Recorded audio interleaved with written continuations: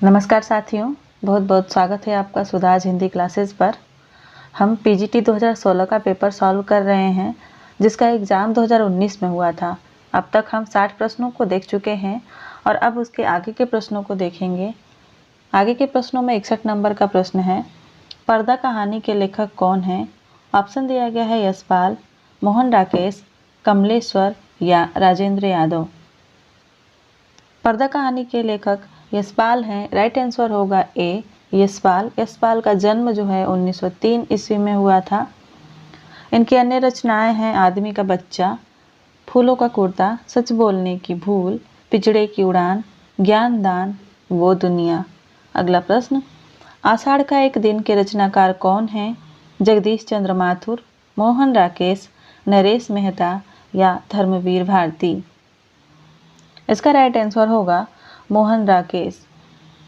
मोहन राकेश की अन्य रचनाएं हैं लहरों के राजहंस, आधे अधूरे, उपन्यास है इनके बंद अंधेरे बंद कमरे, न आने वाला कल, एकांकी इनकी है अंडे के छिलके और इनका यात्रा वृत्तांत है आखिरी चट्टान तक।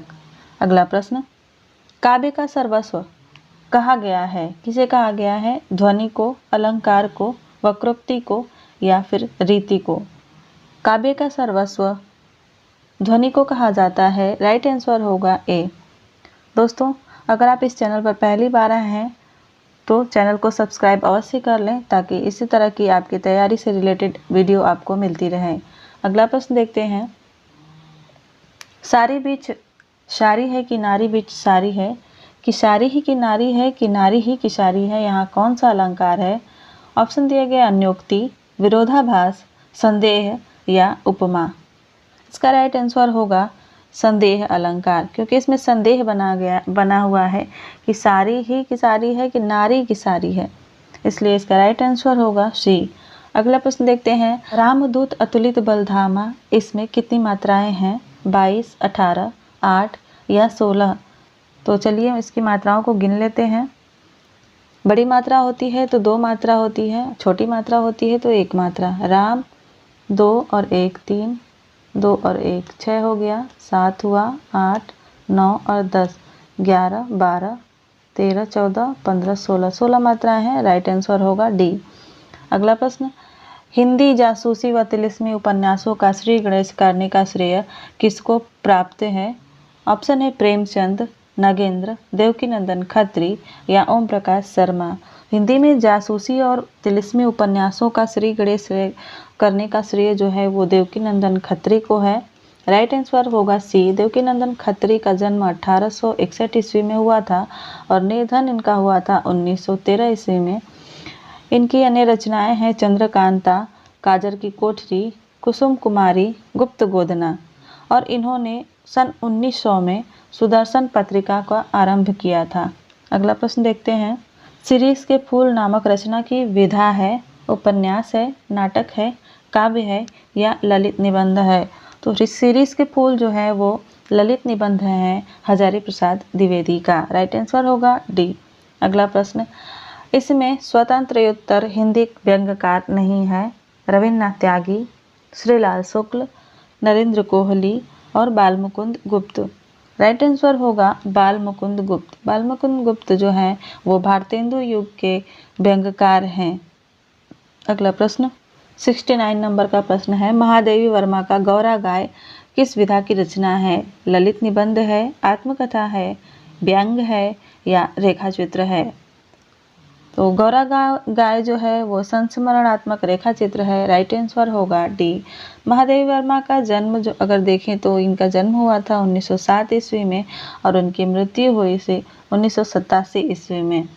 इन्हें आधुनिक युग की मीरा भी कहा जाता है और ये छायावाद के 4 स्तंभों में भी गिनी जाती हैं।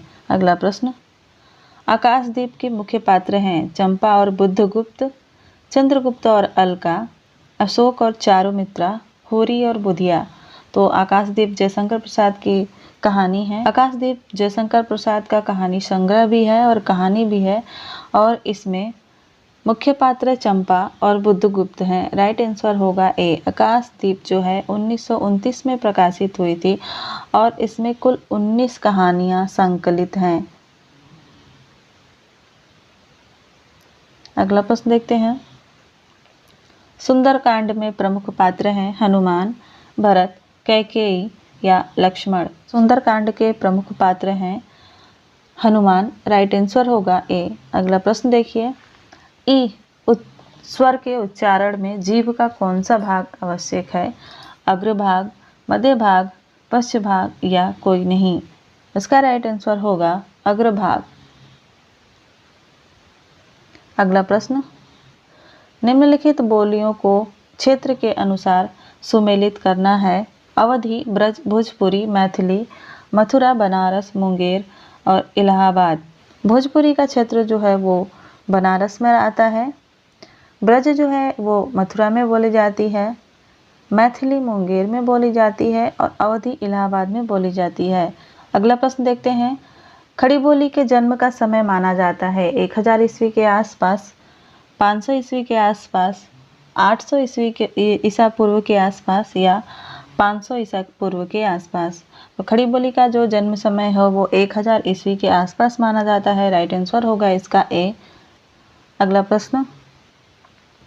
पाली किस धर्म की भाषा है? वैदिक धर्म की, जैन धर्म की, बौद्ध धर्म की या सिख धर्म की? पाली भाषा जो है वो बौद्ध धर्म से संबंधित भाषा है। भगवान बुद्ध ने अपने उपदेश इसी भाषा में दिए थे। इसका समय 500 ईसा पूर्व से 1 ईस्वी तक माना जाता है। अगला प्रश्न देखते हैं। इति धन आदि, इति आदि में कौन सी संधि होती है? वृद्धि संधि, अयादि संधि, गुण संधि या यड़ संधि? तो इत्यादि में यड़ संधि होती है। राइट आंसर होगा डी। अगला प्रश्न। निम्नलिखित शब्दों में पुल्लिंग का चयन करना है। रात, सांस, मूर्खता या मोती? राइट आंसर होगा मोती। मोती जो है वो पुल्लिंग शब्द है। अगला प्रश्न। सुमेलित करना है हमें अल्प विराम, विस्मयादिबोधक चिन्ह, अर्धविराम और निर्देश चिन्ह। अर्धविराम का चिन्ह होता है एक बिंदु और नीचे कॉमा। निर्देश चिन्ह है ये डैश वाला। विस्मयादिबोधक चिन्ह ये और अल्प विराम चिन्ह ये। अगला प्रश्न देखते हैं। अशुद्ध वाक्य का चयन करना है हमें। राम ने एक किताब खरीदे, बिल्कुल गलत है। सीता ने खाया, राम ने कहानी सुनी, सही है। मैंने घोड़ा देखा, ये भी सही है। तो इसका राइट आंसर होगा ए, ये अशुद्ध वाक्य है। अगला प्रश्न देखते हैं। लड़की जाए, यह वाक्य किस काल में है? पूर्ण भूतकाल में, वर्तमान काल में, संभाव्य भविष्य काल में या सामान्य भूतकाल में? तो लड़की जाए ये है संभाव्य भविष्य काल में। राइट आंसर होगा सी। अगला प्रश्न। मोहन ने पढ़ा है, यह वाक्य संदिग्ध भूतकाल में क्या होगा? मोहन ने पढ़ा होगा, मोहन पढ़ रहा था या मोहन ने पढ़ा था? इसका राइट आंसर होगा मोहन ने पढ़ा होगा। बी आंसर इसका राइट हो जाएगा।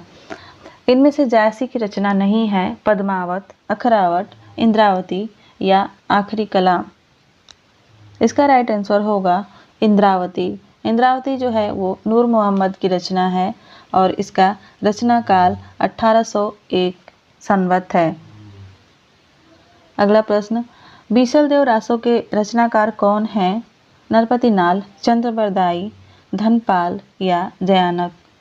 तो बीसल देव रासो जो है वो नरपति नाल की रचना है और इसका समय जो है 14वीं शताब्दी के आसपास, 14वीं सदी विक्रमी के आसपास माना जाता है।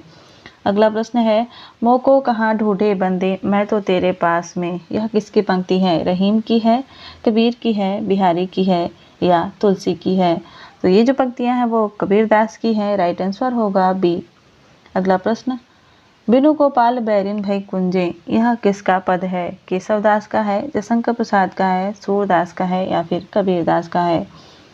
ये जो पंक्तियां हैं वो सूरदास की हैं। राइट आंसर होगा सी। अगला प्रश्न है। रहीम किसके दरबार में कवि थे? पृथ्वीराज के, अकबर के, रतन सेन के या भोजराज के? तो रहीम जो है वो अकबर के दरबार में कवि थे। राइट आंसर होगा बी। अगला प्रश्न। नदी के द्वीप किनकी रचना है? मैथिली शरण गुप्त की, निराला की, नागार्जुन की या फिर अज्ञेय की? तो नदी के द्वीप जो है अज्ञेय की रचना है। राइट आंसर होगा डी। अगला प्रश्न है। रामकथा पर आधारित काव्य कौन सा है? रश्मिरथी, भूमिजा, आत्मजयी या कामायनी। तो रामकथा पर आधारित रचना भूमिजा है, राइट आंसर होगा इसका बी। अगला प्रश्न है निहार, रश्मि, नीरजा ये काव्य संग्रह किनके हैं? सुमित्रा नंदन पंत के, निराला के, मुक्तिबोध के या महादेवी वर्मा के? ये जो काव्य संग्रह हैं वो महादेवी वर्मा के हैं, राइट आंसर होगा डी। अगला प्रश्न है अयोध्या सिंह उपाध्याय हरिऔध का प्रसिद्ध काव्य कौन सा है? कामायनी, प्रिय प्रवास, कुरुक्षेत्र या साकेत? अयोध्या सिंह उपाध्याय का प्रसिद्ध काव्य जो है वो है प्रिय प्रवास, राइट आंसर होगा बी। इसका समय जो है 1916 ईस्वी है। अगला प्रश्न देखिए बाबू श्याम सुंदर दास किस रूप में प्रसिद्ध हैं? प्रयोगवादी कवि हैं, छायावादी कवि हैं, व्यंग्य लेखक हैं या आलोचक हैं? इसका राइट आंसर होगा डी, आलोचक। बाबू श्याम सुंदर दास का जन्म 1875 ईस्वी में हुआ था तथा इनका निधन 1945 ईस्वी में हुआ था। इन्होंने काशी नागरी प्रचारणी सभा की स्थापना अपने दो मित्रों के साथ रामनारायण मिश्र तथा शिव कुमार सिंह के साथ मिलकर 9वीं कक्षा में जब ये पढ़ रहे थे तभी इन्होंने कर दी थी, जो कि की थी इन्होंने 1893 ईस्वी में। हिंदी शब्द सागर जिसकी भूमिका में के रूप में शुक्ल जी ने हिंदी साहित्य का इतिहास लिखा था उसके ये प्रधान संपादक थे, यानी हिंदी शब्द सागर के ये प्रधान संपादक थे। अगला प्रश्न देखते हैं निम्नलिखित सूचियों को सुमेलित करना है। एक तरफ रचनाकार दिए हुए हैं और दूसरी तरफ उनकी रचना दी हुई है। चलिए देख लेते हैं। प्रेमचंद का है शतरंज के खिलाड़ी, जयशंकर प्रसाद हैं आकाशदीप, जैनेन्द्र कुमार का है अपना अपना भाग्य और भगवती प्रसाद वाजपेयी का है निंदिया लागी। अगला प्रश्न देखते हैं 93 नंबर का क्वेश्चन है, सुमेलित करना है हमें। एक तरफ रचनाकार दिए हुए हैं और दूसरी तरफ उनकी रचनाएं दी गई हैं, मिला लेते हैं। लक्ष्मीनारायण मिश्र को सबसे पहले देखते हैं, इनका है सिंदूर की होली। जयशंकर प्रसाद का है स्कंदगुप्त, गोविंद वल्लभ पंत का है वरमाला और चतुर्सेन शास्त्री का है उत्सर्ग। अगला प्रश्न देखते हैं 94 नंबर का, खंड काव्य की परिभाषा है किसी आदर्श पुरुष के जीवन के एक विशिष्ट अंश की मार्मिक कथा प्रस्तुति, किसी आदर्श पुरुष के संपूर्ण जीवन की कथा प्रस्तुति, किसी मनुष्य के जीवन की काल्पनिक गद्य रचना या पूर्ण नाटकीय रचना जिसमें मानव जीवन के किसी एक पक्ष की अभिव्यक्ति हो। इसका राइट आंसर होगा ए, किसी आदर्श पुरुष के जीवन के एक विशिष्ट अंश की मार्मिक कथा प्रस्तुति है जो है खंड काव्य कहलाती है। अगला प्रश्न, शब्दालंकार में या नहीं है? यमक, श्लेष, अनुप्रास और उपमा। उपमा जो है शब्दालंकार में नहीं आता है, ये अर्थालंकार में आता है, राइट आंसर होगा डी। बाकी तीनों जो है शब्दालंकार हैं। अगला प्रश्न, छंद में प्रायः कितने चरण होते हैं? 3, 7, 8 या 4? छंद में प्रायः 4 चरण होते हैं, राइट आंसर होगा डी। अगला प्रश्न, इनमें से कौन शब्द शक्ति का भेद नहीं है? व्यंजना, अभिधा और लक्षणा। श्रोता, तो इसमें से श्रोता जो है वो शब्द शक्ति का भेद नहीं है, बाकी व्यंजना, अभिधा और लक्षणा तीनों शब्द शक्तियाँ ही हैं। अगला प्रश्न देखिए, सुमेलित करना है हमें रचनाकार और उनके निबंधों को। हजारी प्रसाद द्विवेदी को देखते हैं, इनका है बसंत आ गया। प्रताप नारायण मिश्र का है दांत। वासुदेव शरण अग्रवाल की बात करें तो इनका है राष्ट्र का स्वरूप और बनारसी दास चतुर्वेदी का हो जाएगा मेरी तीर्थ यात्रा। अगला प्रश्न देखिए, शरद जोशी द्वारा लिखित व्यंग्य लेखक नहीं है? हम भ्रष्ट न के भ्रष्ट हमारे, 2 व्यंग्य नाटक, शोक सभा या जीप पर सवार इल्लियाँ। इसका राइट आंसर होगा ए, हम भ्रष्ट न के भ्रष्ट हमारे। ये जो है वो हरिशंकर परसाई का लेख है, राइट आंसर होगा ए। अगला प्रश्न, इनमें से कौन सी रचना आत्मकथा है? बचपन, ठेले पर हिमालय, निंदा रस और आखिरी चट्टान। तो इसका राइट आंसर होगा ए, बचपन। ये जो है ये आत्मकथा है। अगला प्रश्न, किसने ध्वनि को सर्वप्रथम काव्य आत्मा माना था? जयदेव, भोजराज, आनंदवर्धन या भरत मुनि। तो ध्वनि को सर्वप्रथम जो है आनंदवर्धन ने काव्य की आत्मा माना था, राइट आंसर होगा इसका डी। आनंदवर्धन की जो रचना है उसका नाम ही है ध्वन्यालोक और ये ध्वनि संप्रदाय के आचार्य भी हैं, प्रवर्तक भी हैं। इनका समय जो है वो 9वीं शताब्दी माना जाता है, आप इसको नोट कर लीजिएगा। अगला प्रश्न है, 102 नंबर का प्रश्न है, कनक कनक ते 100 गुनी मादकता अधिकाय, क्या खाए बौराए है वा पाए बौराए। इन पंक्तियों में कौन सा अलंकार है? यमक है, विभावना है, वक्रोक्ति है या उपमा है।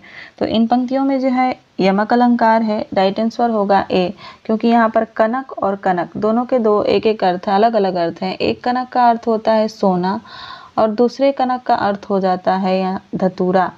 तो इस तरह से यहाँ पे जो है यमक अलंकार हो जाता है। अगला प्रश्न देखते हैं, प ध्वनि का उच्चारण स्थान है मूर्धन्य, तालव्य, दंत या ओष्ठ। प ध्वनि का उच्चारण स्थान ओष्ठ होता है। राइट आंसर होगा डी। अगला प्रश्न, इनमें से कौन सी वाली पश्चिमी हिंदी वर्ग की नहीं है? कौन सी बोली पश्चिमी हिंदी वर्ग की नहीं है? अवधी, ब्रज, बुंदेली और कन्नौजी। तो इसमें से अवधी, बघेली, छत्तीसगढ़ी 3 भाषाएं जो होती हैं वो पूर्वी वर्ग में आती हैं। तो अवधी जो है इसमें पूर्वी वर्ग की भाषा है, इसलिए राइट आंसर होगा इसका ए। अगला प्रश्न देखते हैं, जिस भाषा में अरबी, फारसी, तुर्की शब्दों का अधिक प्रयोग होता है वह कौन सी भाषा कहलाती है? हिंदुस्तानी, भोजपुरी, अवधी या मैथिली। तो ये जो भाषा है वो हिंदुस्तानी कहलाती है। राइट आंसर होगा इसका ए। अगला प्रश्न देखते हैं, निम्नलिखित में से तत्सम शब्द है गृह, घर, घड़ा और बेगम। राइट आंसर होगा गृह। गृह जो है वो तत्सम शब्द है। अगला प्रश्न देखिए, सज्जन का संधि विच्छेद क्या होगा? सदजन, स प्लस जन, सत प्लस जन या सज प्लस जन। तो इसका राइट आंसर होगा सी, सत प्लस जन। अगला प्रश्न है, सही शब्द की वर्तनी पहचानिए। अतिवृष्टि, अतिवृष्टि, अतिवृष्टि या अतिवृष्टि। तो इसका राइट आंसर होगा ए, अतिवृष्टि। दोस्तों, प्रीवियस ईयर क्वेश्चन सॉल्व करना बहुत ही ज़रूरी होता है। अगर हम प्रीवियस ईयर क्वेश्चन को सॉल्व करते हैं तब हमें पता चलता है कि कैसे कैसे प्रश्न पूछे जा रहे हैं और प्रश्न कहाँ कहाँ से बन रहे हैं, कौन से सेक्शन से ज़्यादा बन रहे हैं, कौन से सेक्शन से कम बन रहे हैं। इसलिए प्रीवियस ईयर क्वेश्चन को आप ज़रूर से ज़रूर सॉल्व करें। बहुत से क्वेश्चन ऐसे होते हैं जो आसान होते हैं, देखने में आसान लगते हैं, लेकिन हम उसकी प्रैक्टिस कम किए रहते हैं, इसलिए वो पेपर में गलत हो जाते हैं। तो इसलिए आप ज़्यादा से ज़्यादा प्रैक्टिस कीजिए, चाहे वह क्वेश्चन आसान ही क्यों ना हो। चलिए देख लेते हैं अगला प्रश्न, मैंने पत्र लिखा वाक्य में पत्र कौन सा कारक है? कर्ता कारक है, संबंध कारक है, कर्म कारक है कि करण कारक है? तो पत्र जो है वो कर्म कारक है। राइट आंसर होगा सी। अगला प्रश्न देखिए, शुद्ध वाक्य पहचानना है। मैं तुमको देखा, गलत है। राम ने लिख चुका, ये भी गलत है। मोहन ने रोटी खाई, ये सही लग रहा है। गोपाल मुझे 2 कलम दिए, गोपाल ने मुझे 2 कलम दिए सही होता, तो ये भी गलत है। राइट आंसर होगा सी। अगला प्रश्न, जिसे किसी बात को जानने की इच्छा हो उन्हें कहते हैं मुमुक्षु, सर्वज्ञ, सहिष्णु या जिज्ञासु। राइट आंसर इसका होगा डी, जिज्ञासु। अगला प्रश्न है, ऊंट शब्द का स्त्रीलिंग रूप है ऊंटी, ऊंटनी, ऊंटे या ऊंटीन। तो इसका राइट आंसर होगा बी, ऊंटनी। अगला प्रश्न, इनमें ज्ञानाश्रयी शाखा के संत कवि नहीं हैं? मलुकदास, धर्मदास, रैदास या परमानंद दास। राइट आंसर होगा डी, परमानंद दास। ये जो है कृष्ण भक्ति शाखा के कवि हैं, संत कवि हैं। अगला प्रश्न, निम्नलिखित में से कौन सी पंक्ति पद्मावत की नहीं है? पहला दिया हुआ है, तन चितौर मन राजा कीन्हा, ये सिंघल बुद्धि पद्मनी चीन्हा। तो ये जो है पद्मावत की ही पंक्तियां हैं। भूली चकोर देठी मुखलावा, मेघ घटा मह चंद्र दिखावा। तो ये भी पंक्तियां जो हैं वो पद्मावत की ही हैं। अगली लाइन है, मधुकर हंसी समुझाए, सौ है दे बूझत साच न हासी। ये पंक्तियां सूरदास की हैं। इसको भी देख लेते हैं, ओही मिलान जो पहुँचे कोई, तब हम कहज पुरुष भल होई। तो ये भी पंक्तियां जो है वो पद्मावत की ही हैं। तो राइट आंसर होगा इसका सी, ये सूरदास की पंक्तियां हैं। अगला प्रश्न, रामचंद्रिका के कवि कौन है? केशवदास, सूरदास, तुलसीदास या बिहारी दास। तो रामचंद्रिका की रचना जो है वो केशवदास ने की थी। इसका रचना काल जो है 1601 ईस्वी है और इसमें 1717 छंद हैं और 39 प्रकाश हैं, मतलब खंड हैं जिन्हें प्रकाश कहा गया है। 39 प्रकाश हैं। रामस्वरूप चतुर्वेदी ने इसे छंदों का अजायब घर भी कहा है। इसे पूछा जाता है एग्जाम में कि छंदों का अजायब घर किसने कहा था, तो रामस्वरूप चतुर्वेदी ने कहा था। आप लोग नोट कर लीजिएगा। अगला प्रश्न देखते हैं, पृथ्वीराज किसके प्रति अनुरक्त था, पद्मिनी, कमलिनी, संयोगिता या चंद्रिका। तो पृथ्वीराज जो थे वो संयोगिता के प्रति अनुरक्त थे। राइट आंसर होगा इसका सी। अगला प्रश्न, तुम म्यारे घर आओ जी प्रीतम प्यारा, चुन चुन कलियां मैं सेज बनाऊं, भोजन करूं मैं सारा। ये किनकी पंक्तियां हैं? ऑप्शन दिया गया है मीराबाई, महादेवी वर्मा, विद्यापति या भूषण। तो ये जो है वो मीराबाई की रचना है, मीराबाई की पंक्तियां हैं। ऑप्शन उसका सही होगा ए। अगला प्रश्न देखते हैं, इनमें मैथिली शरण गुप्त की रचना नहीं है, भारत भारती, जयदत्त वध, प्रेम पथिक या यशोधरा। इसका राइट आंसर होगा प्रेम पथिक। प्रेम पथिक जो है वो जयशंकर प्रसाद की रचना है, जिसका रचना काल 1909 ईस्वी है। अगला प्रश्न देखते हैं, कुकुरमुत्ता, नए पत्ते, तुलसीदास किनकी कृतियां हैं? जयशंकर प्रसाद की हैं, महादेव वर्मा की हैं, सुमित्रा नंदन पंत ही हैं या निराला की हैं। तो राइट आंसर होगा इसका डी, निराला। ये पंक्तियां, ये रचनाएं निराला की हैं। अगला प्रश्न, नागार्जुन का असली नाम क्या था? असली नहीं कह सकते हैं, पूरा नाम क्या था? कमलनाथ मिश्र, राजनाथ मिश्र, वैद्यनाथ मिश्र या रामनाथ मिश्र। तो राइट आंसर इसका होगा सी, वैद्यनाथ मिश्र। इनका पूरा नाम वैद्यनाथ मिश्र नागार्जुन था। अगला प्रश्न 121वां प्रश्न है, नई कविता के तीसरे सप्तक के कवि कौन हैं? केदारनाथ सिंह, महादेव वर्मा, रामकुमार वर्मा या सुमित्रा नंदन पंत। तो तीसरा सप्तक के कवि जो हैं वो हैं केदारनाथ सिंह। राइट आंसर होगा इसका ए।